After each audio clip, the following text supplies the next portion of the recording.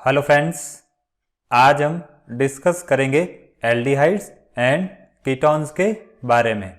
बात करते हैं इनके इंट्रोडक्शन की। तो देखिए, ऐसे कंपाउंड्स जिनमें कार्बोनिल ग्रुप प्रेजेंट होता है उनको हम एल्डिहाइड्स और कीटोन्स कहते हैं।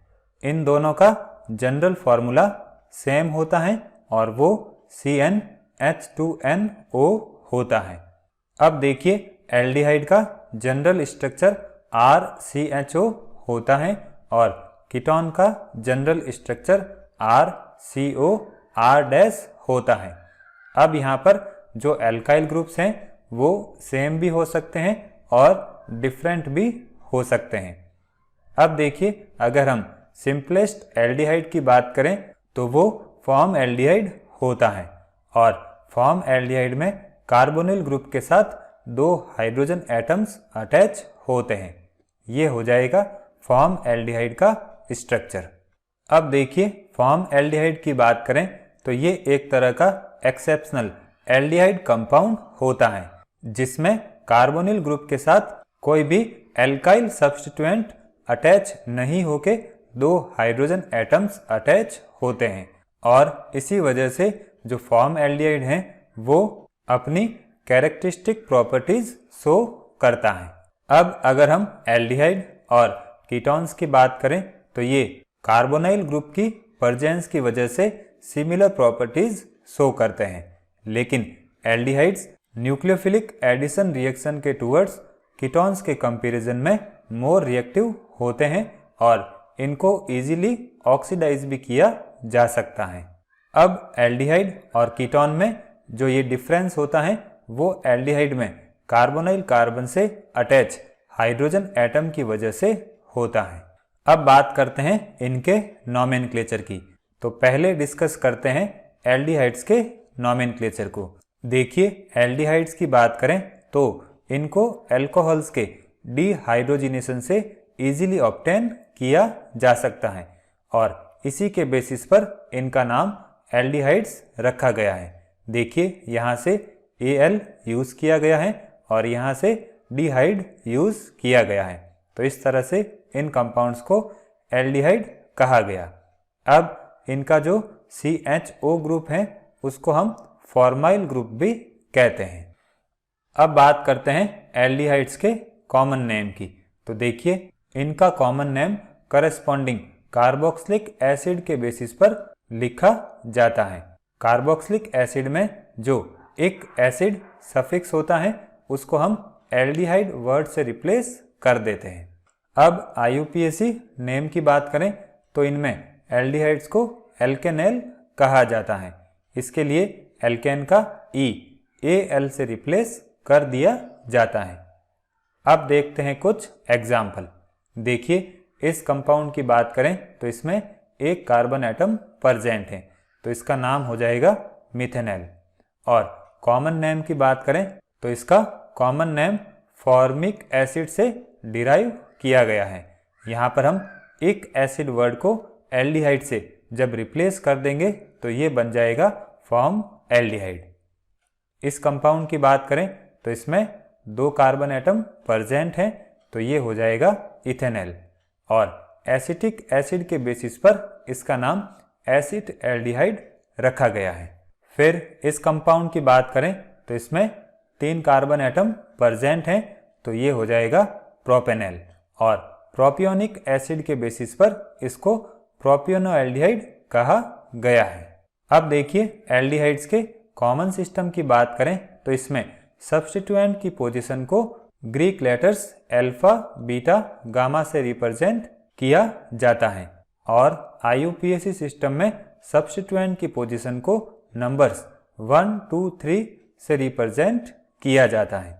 जैसे इस कंपाउंड की बात करें तो इसमें जो नंबरिंग होगी वो हम कार्बोनाइल कार्बन से स्टार्ट करेंगे और कॉमन सिस्टम में जब ग्रीक लेटर्स का यूज करते हैं तो अल्फा कार्बन इस कार्बोनाइल कार्बन का नेक्स्ट कार्बन होगा, तो यहाँ से अल्फा और ये हो जाएगा बीटा।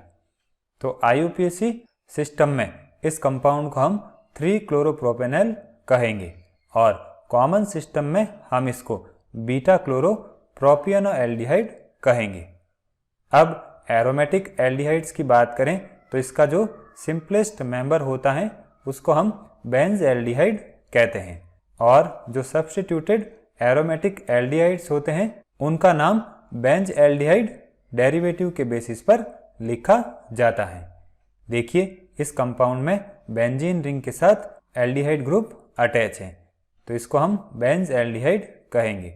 और इस कंपाउंड की बात करें तो इसमें एक हाइड्रोक्सी ग्रुप अटैच है, तो इसकी पोजीशन हो जाएगी 2, तो ये हो जाएगा 2 हाइड्रोक्सी बेंज एल्डिहाइड, या इस पोजीशन को हम ऑर्थो भी कहते हैं, तो इस कंपाउंड को हम ऑर्थो हाइड्रोक्सी बेंज एल्डिहाइड भी कह सकते हैं।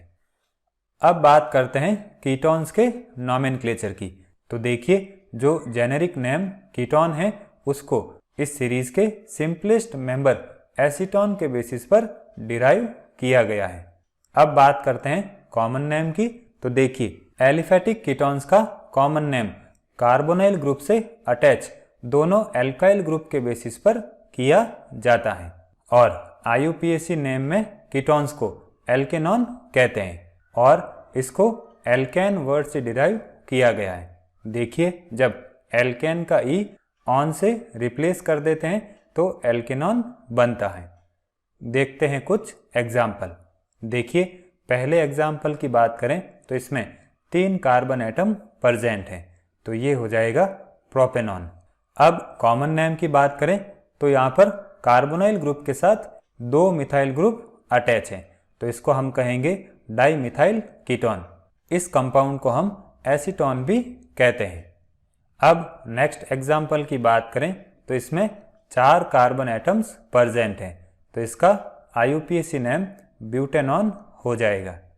अब कॉमन नेम की बात करें तो कार्बोनाइल ग्रुप के एक तरफ मिथाइल ग्रुप प्रेजेंट है और दूसरी तरफ इथाइल ग्रुप प्रेजेंट है, तो इनको हम अल्फाबेटिकल ऑर्डर में लिखेंगे, तो ये हो जाएगा इथाइल मिथाइल कीटोन।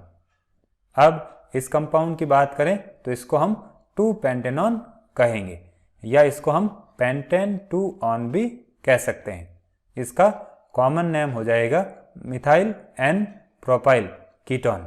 फिर नेक्स्ट कंपाउंड हो जाएगा पेंटेन डाईऑन 2,4, या इसको हम पेंटेन 2,4 डाईऑन भी कहते हैं।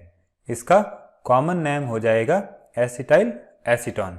इस कंपाउंड का नाम हो जाएगा 2,5 डाईमिथाइल हेक्सेनॉन 3, या इसको हम 2,5 डाईमिथाइल हेक्सेन 3 ऑन भी कह सकते हैं। अब देखिए एरोमेटिक कीटोन्स की बात करें तो ऐसे एरोमेटिक कीटोन्स जिसमें बेंजीन रिंग के साथ कार्बोनाइल ग्रुप अटैच होता है उनको हम फिनॉन्स कहते हैं। देखिए ये हो जाएगा एसिटोफिनॉन का फॉर्मूला और ये हो जाएगा बेंजोफिनॉन का फॉर्मूला।